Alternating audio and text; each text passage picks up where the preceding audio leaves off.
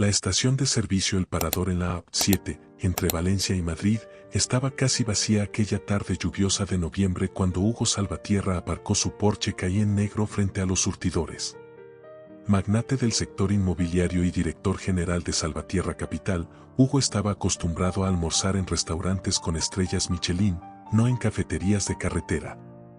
Pero esa tarde tenía prisa, debía llegar a Madrid para una cena con inversores internacionales. Pidió un bocadillo de jamón ibérico en el mostrador, pagó sin mirar el cambio y se sentó en la mesa más alejada, revisando su móvil mientras esperaba. Entonces la vio. Una mujer de unos 30 años, con ropa sencilla pero limpia, el cabello castaño recogido en una coleta desordenada, sostenía en brazos a un niño pequeño que lloraba en voz baja. Se acercó a su mesa con una mezcla de vergüenza y desesperación. Lo que dijo después lo cambiaría todo. Mi hijo tiene hambre. ¿Podemos sentarnos aquí un momento mientras come algo? Preguntó con voz temblorosa. Hugo levantó la vista. Primero la miró a ella, luego al niño, y finalmente a la pantalla de su teléfono, donde se acumulaban correos electrónicos de cifras millonarias. Lo que hizo en los siguientes segundos revelaría quién era realmente.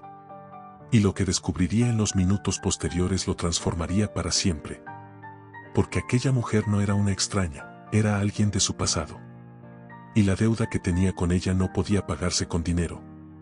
La estación de servicio El Parador, situada en mitad del trayecto entre Valencia y Madrid, era uno de esos lugares de paso donde las vidas se cruzan durante minutos, casi sin tocarse.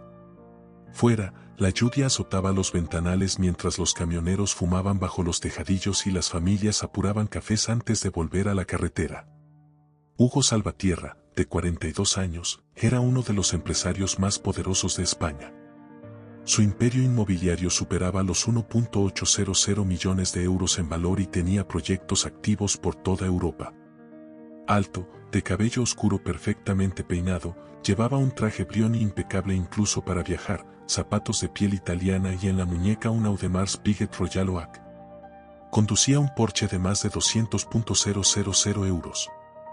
Había nacido en un pequeño pueblo de Castilla-La Mancha, hijo de un albañil y una mujer que limpiaba casas. A los 18 años huyó a Madrid con 900 euros ahorrados, trabajando primero como peón, luego como encargado de obras. Con esfuerzo, compró su primer piso con un préstamo arriesgado, lo reformó y lo vendió con ganancia. Después vinieron más. A los 30 fundó Salvatierra Capital, a los 40 ya era millonario. Pero el éxito lo había endurecido. Se había vuelto frío, impaciente, incapaz de empatizar. Las personas se habían convertido en cifras, en obstáculos o herramientas. El joven humilde de pueblo había muerto tiempo atrás, reemplazado por un hombre que medía su valor en ceros bancarios. Aquella tarde, su único pensamiento era llegar a Madrid antes de las 8. Tenía una cena con inversores árabes que querían financiar su nuevo complejo de lujo en Barcelona. Había saltado la comida y su estómago rugía. Paró en la estación con fastidio, casi con desdén, como si aquel lugar fuera una humillación innecesaria. Pidió un bocadillo de jamón con queso manchego, lo único que parecía mínimamente aceptable. Pagó con un billete de 50 y dejó el cambio sin mirar. Se sentó en el rincón más apartado, abrió su portátil y comenzó a responder correos de millones. Entonces la vio. Una mujer se acercó a su mesa con paso vacilante. Tendría poco más de 30. Su rostro, aún joven, estaba marcado por el cansancio. Los ojos color miel parecían apagados por las noches sin dormir. Vestía unos vaqueros gastados y una chaqueta demasiado fina para noviembre. En brazos llevaba a un niño de 3 o 4 años, cabello rizado, mejillas sonrosadas, ojos grandes y húmedos. Lloraba con un llanto manso, casi resignado. La mujer lo mecía de manera automática, un gesto aprendido de la costumbre. Se detuvo a 2 metros de la mesa y habló, intentando mantener la dignidad. Mi hijo tiene hambre. Hemos viajado todo el día y me he quedado sin dinero. No ha comido desde esta mañana. ¿Podemos sentarnos aquí, solo mientras come algo? No pedía dinero, solo un lugar donde descansar. Hugo levantó la vista del portátil, irritado. Estaba a punto de decirle que no, que buscara ayuda en otro sitio. Las palabras ya formaban en su garganta cuando sus miradas se cruzaron y algo se quebró dentro de él. Aquellos ojos le resultaban familiares. Los había visto antes, años atrás. Un recuerdo distante se agitó, pero no lograba tomar forma.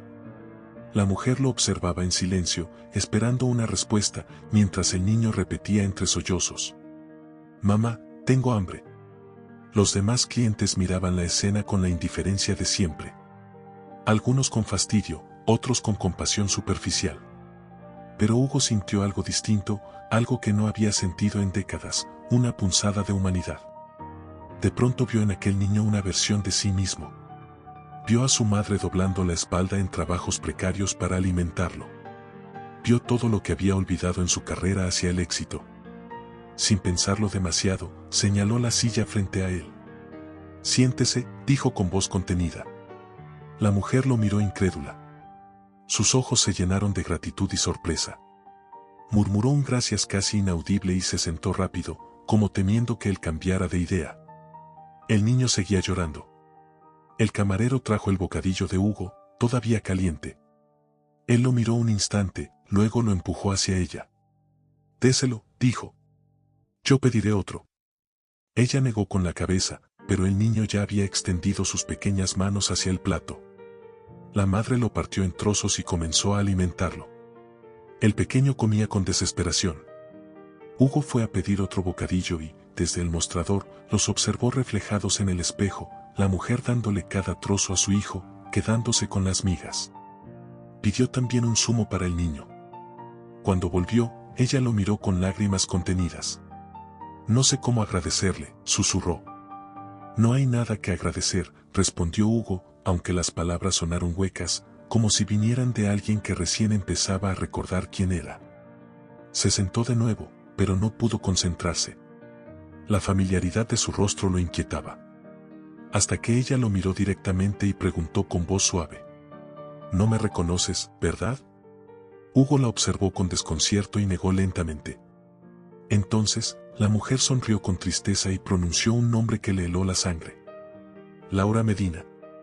Instituto San Isidro, 1999». El tiempo se detuvo.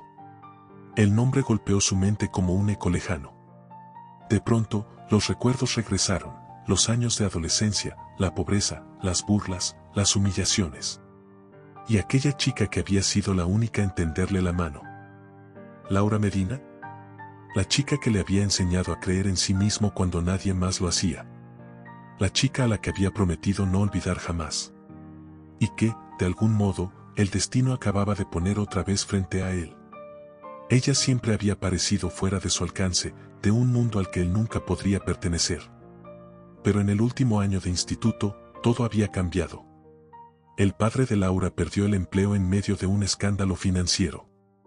Acusaciones falsas de corrupción lo hundieron socialmente. Más tarde se descubrió su inocencia, pero ya era demasiado tarde. La familia perdió todo. La madre enfermó por el estrés.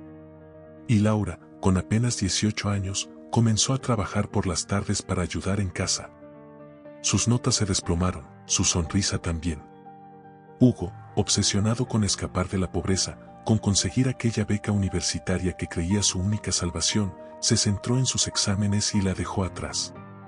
Dejó de contestar sus llamadas, se alejó sin mirar atrás. Había abandonado a la única persona que alguna vez había sido buena con él. Después de graduarse, nunca volvió a saber de ella. Hugo consiguió la beca y se fue a estudiar a Barcelona, donde comenzó su ascenso vertiginoso. Nunca la buscó. Enterró su recuerdo bajo capas de trabajo, dinero y éxito. Y ahora la tenía delante, 20 años después. Ya no era la chica segura del instituto, sino una mujer agotada, con un niño dormido en brazos y el hambre reflejada en los ojos. Hugo la observó en silencio. La voz le tembló cuando pronunció su nombre. Laura sintió tristemente. ¿Era ella o lo que quedaba de ella? El niño, finalmente saciado, dormía sobre su pecho. Ella lo acariciaba con un gesto automático, la mirada perdida en Hugo, cargada de un dolor contenido durante años. Y allí, en aquella estación de servicio perdida entre Cuenca y Madrid, mientras la lluvia golpeaba el cristal y los camiones rugían en la autovía, Dos vidas que se habían cruzado y separado años atrás volvían a encontrarse. Lo que sucedería en los días siguientes obligaría a Hugo Salvatierra a enfrentarse al hombre en que se había convertido y al joven que había traicionado. Permanecieron sentados en silencio una eternidad. El niño respiraba tranquilo, abrazado al pecho de su madre. La cafetería se había vaciado. Solo quedaban un par de camioneros charlando en voz baja. Hugo cerró el portátil. Los correos millonarios podían esperar. Miró a Laura con una mezcla de culpa y ternura. Le preguntó, con una voz que apenas reconocía como suya, qué había pasado, cómo había terminado así, sola, sin dinero, con un hijo pequeño en brazos. Laura respiró hondo antes de responder. Y con una calma dolorosa empezó a hablar. Después de la graduación, no pudo ir a la universidad. Su padre murió de un infarto a los 46 años, consumido por el escándalo. Su madre cayó en una depresión profunda. Laura trabajó donde pudo, primero en un supermercado, luego como camarera, más tarde como dependienta. Luchaba por mantener la casa, pagar las facturas, cuidar de su madre enferma. A los 24 conoció a un hombre, Julián. Parecía amable, atento. Le prometió amor, estabilidad, una vida mejor. Se casaron rápido. Poco después nació su hijo, Nico. Pero tras el nacimiento, Julián cambió.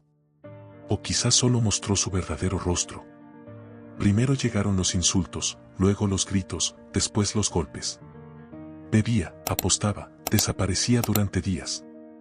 Cuando Laura quiso irse, él la amenazó, le quitaría al niño, diría a los servicios sociales que ella era inestable.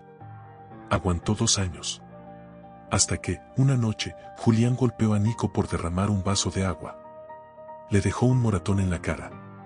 Y Laura hizo lo único que podía hacer, huir. Cogió al niño, una mochila y se marchó de casa en plena madrugada. Intentó volver con su madre, pero la mujer había muerto 1 año antes de un ictus. Sin familia ni amigos, vagó de refugio en refugio, durmiendo en hostales baratos. Los albergues estaban llenos, los trabajos eran precarios. Limpiaba, fregaba platos, hacía lo que fuera para sobrevivir. Pero con un niño pequeño era casi imposible mantener un empleo estable. No podía pagar una guardería, así que Nico siempre iba con ella. El dinero se agotó 1 semana antes. Vendió todo lo que tenía, incluso su teléfono. Solo le quedaban los documentos, algo de ropa y un par de fotos. Aquel día, un camionero se apiadó de ellas y le ofreció llevarlas hacia Valencia, donde vivía una tía lejana. Pero el conductor cambió de ruta en mitad del viaje y las dejó en aquella estación de servicio, a medio camino de nada. Sin dinero, sin comida, sin saber a quién acudir. Laura le contó que su hijo no había comido en todo el día. Las últimas galletas se habían acabado esa mañana. El niño lloraba sin parar. Y entonces lo había visto a él. Lo había reconocido en cuanto entró. El rostro maduro, el traje caro, el reloj brillante, pero los ojos seguían siendo los mismos. Los del chico tímido que una vez se sentó a su lado en el Instituto San Isidro, el que hablaba poco, el que soñaba con salir del pueblo. Cuando terminó su relato, Laura tenía el rostro empapado de lágrimas. Dijo que no quería compasión, ni dinero, ni favores. Solo necesitaba que su hijo comiera y descansara un rato. Después seguirían. De alguna forma, lo haría. Siempre lo hacía. Hugo la escuchó sin interrumpirla. Cada palabra era un golpe seco a su conciencia. Esa mujer, la única que lo trató con bondad cuando todos se reían de él, había acabado así, mientras él había levantado un imperio sobre el olvido. Miró su reloj suizo, su portátil lleno de contratos millonarios, el coche de lujo bajo la lluvia, y sintió una vergüenza que hacía años no conocía. Entonces habló, sin pensarlo demasiado. Le dijo que no iría a Valencia con un desconocido. No en esas condiciones. Él la llevaría a Madrid. La ayudaría a encontrar alojamiento, trabajo, seguridad. Te lo debo, dijo con voz firme. Laura lo miró incrédula, a punto de protestar. Dijo que no podía aceptar, que no quería ser una carga. Pero Hugo la interrumpió. Hace 20 años tú me ayudaste cuando nadie más lo hizo. Me diste dignidad cuando todos me trataban como basura. Y yo desaparecí cuando tú más necesitabas a un amigo. Esa deuda sigue pendiente, Laura. Y ha llegado la hora de saldarla. Ella rompió a llorar abiertamente. Hugo se levantó, compró más bocadillos y zumos para el camino, luego fue al coche y regresó con una chaqueta de lana. La colocó sobre sus hombros. Tomó a Nico con cuidado, dormido todavía, y lo llevó hasta el porche. Lo acomodó atrás con cojines, improvisando una cuna. Mientras conducían bajo la tormenta hacia Madrid, Hugo marcó el número de su asistente. «Cancela la cena con los inversores árabes», dijo. «¿Perdón, señor Salvatierra?», preguntó la mujer, sorprendida. «Sí, la cancelo. Tengo algo más importante que hacer». En 10 años de trabajo, nadie lo había oído decir eso. Pero esa noche, algo dentro de él se había roto, o quizás, finalmente, se había despertado. Condujo en silencio los primeros 20 minutos. Laura, pequeña en el asiento de cuero, lo miraba sin entender cómo aquel encuentro fortuito acababa de cambiarlo todo. Nico dormía acurrucado en el asiento trasero, por fin en paz tras días de sobresalto y hambre. Mientras conducía, Hugo pensaba a toda velocidad. No bastaba con dejar a Laura en un hotel y convencerse de que había saldado una deuda antigua. Aquella mujer necesitaba estabilidad real, un techo, un trabajo, una red que no se desvaneciera con el amanecer. ¿Cómo hacerlo, sin herir su dignidad ni convertir la ayuda en una cadena? Entraron en Madrid poco antes de las 9. Hugo tomó por Paseo de la Castellana y giró hacia Chamberí, hasta su ático luminoso junto a Almagro. 4 habitaciones, terrazas con vistas oblicuas al skyline, arte contemporáneo y mármol frío. Vivía solo. Espacio de sobra. Mundo aparte. Cuando cruzaron la puerta, Laura miró alrededor con ojos enormes. Todo parecía de otro planeta, líneas impecables, sofás de diseño, una cocina que brillaba como un quirófano. Hugo le mostró una habitación amplia con baño propio. Le dijo que se quedaran lo que hiciera falta. Laura empezó a protestar, él la detuvo con suavidad. «Mañana hablamos con calma. Esta noche solo descansa. Nico también. Aquí estáis a salvo». Ella rompió a llorar, esa clase de llanto que viene de muy atrás. Murmuró que no sabía cómo agradecer. Hugo contestó con brutal honestidad: «No tienes nada que agradecerme. Yo te debía esto desde hace 20 años». Esa noche, Hugo no pegó ojo. Se quedó viendo el techo, escuchando la respiración leve de la ciudad. 20 años trepando, cerrando acuerdos, acumulando pisos, cifras y poder, y una sola tarde, en una estación de servicio anónima, había puesto todo en perspectiva. La carrera le había vaciado la vida, Laura y Nico se la acababan de devolver. Los días siguientes, Hugo fue moviendo piezas con método y con cuidado. Localizó a una abogada de familia impecable para blindar a Laura y a Nico con una orden que mantuviera a Julián lejos. Cerró el alquiler de un piso luminoso en Ríos Rosas, un año pagado por adelantado, a nombre de Laura. Le ofreció un puesto administrativo en una de sus filiales, contrato digno, progreso real, porque había talento de sobra en su serenidad y en su manera de ordenar el caos. Consiguió una plaza de escuela infantil a 2 calles del nuevo piso y un calendario flexible para los primeros meses. Pero hizo algo más que resolver lo urgente, estuvo. Cenas sencillas, paseos por Olavide, juegos de construcciones en el suelo del salón, conversaciones largas al filo de la medianoche. Nico, que al principio se escondía detrás de las piernas de su madre, empezó a reír a carcajadas. La casa nueva olía a pan recién hecho y a rotuladores escolares. La vida, por fin, retomaba su tamaño. Hugo lo comprendió sin resistirse, no estaba rescatando a nadie, lo estaban rescatando a él. De su armadura, de su cinismo cuidadosamente cultivado, de esa soledad bruñida en la que había convertido el éxito. 3 meses después de aquella tarde de lluvia, estaban los 3 en la terraza del ático, mirando Madrid chisporrotear bajo ellos. Nico dormía en la habitación de invitados, rutina ya feliz. Laura había recuperado color en la piel y brillo en la mirada. El piso nuevo parecía un hogar vivido, con imanes en la nevera y dibujos pegados torcidos. En la escuela infantil decían que Nico participaba, que compartía, que por fin jugaba sin mirar por encima del hombro. Hugo habló primero, con una franqueza que le sorprendió incluso a él. Estuve enamorado de ti, Laura. Hace 20 años. Nunca tuve valor de decirlo. Y ahora, tragó saliva, nunca dejé de estarlo. No como aquel chaval que miraba desde lejos, sino como un hombre que por fin entiende a quien quiere sostener la vida. Los ojos de Laura se llenaron de lágrimas serenas. Cuando te reconocí en la estación, quise creer, confesó, pero tenía miedo de ser un proyecto de caridad. Estos meses me han enseñado que esto es real.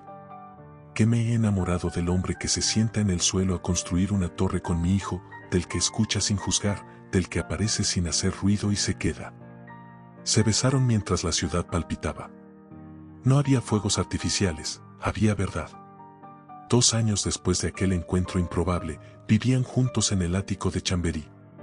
Sin prisas ni himnos, sin vitrinas, familia, en la acepción más práctica y luminosa.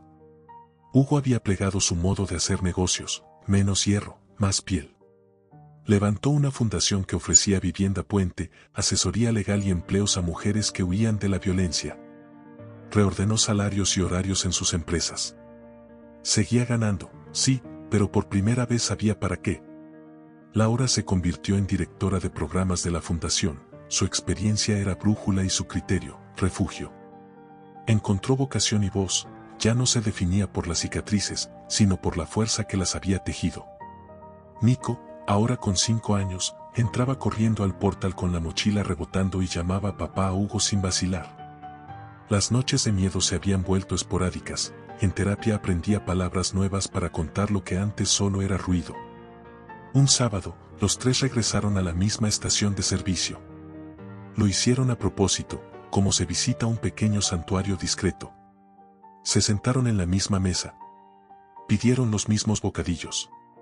Miraron pasar vidas de tránsito y café rápido. Aquella tarde fue la más importante de mi vida, dijo Hugo, sin solemnidades. No el primer millón, no el rascacielos. Aquella tarde en que decidí no mirar a otro lado. Laura sonrió, con esa mezcla suya de gratitud y firmeza. Para mí fue el día en que entendí que la amabilidad existe. Que no todo el mundo te empuja. A veces alguien te tiende la mano y te la deja. Nico, ajeno al subrayado, devoraba su bocadillo con nocilla. Las estaciones de servicio son lo mejor, dictaminó. Siempre hay postre. No era un cuento perfecto. Laura todavía tenía pesadillas de tanto en tanto. Hugo, a veces, volvía a perderse en la agenda. Nico seguía su proceso, con dibujos que ya tenían soles grandes y casas con chimeneas. Pero se tenían. Y habían aprendido la lección que vale una vida, la riqueza no se cuenta, se cuida. De regreso al coche, Hugo se detuvo. Una joven, con un bebé en brazos, esperaba sola junto a la puerta batiente. ¿Todo bien?, preguntó con respeto, sin invadir. ¿Necesitáis algo? Sí, gracias. Ya viene mi marido, dijo ella, sorprendida por la simple cortesía. Laura miró a Hugo y entendió. Él había aprendido a ver. A registrar a las personas en su radar, no como sombras, sino como biografías. Esa transformación valía más que todos los balances firmados. Y así, la historia que empezó con hambre y resignación se cerraba con alianza y sentido. No había épica, había elección. La de detenerse. La de mirar de frente. La de ser humano cuando es más fácil pasar de largo. Porque, al final, no te enriquece lo que guardas, sino a quien sostienes. Dale like si crees que un gesto de amabilidad puede cambiar una vida. Comenta si alguna vez te tendieron la mano cuando más la necesitabas. Comparte para recordar que a veces lo único que hace falta es parar, mirar y elegir. Porque el dinero mide cuentas, la vida, en cambio, se mide en personas.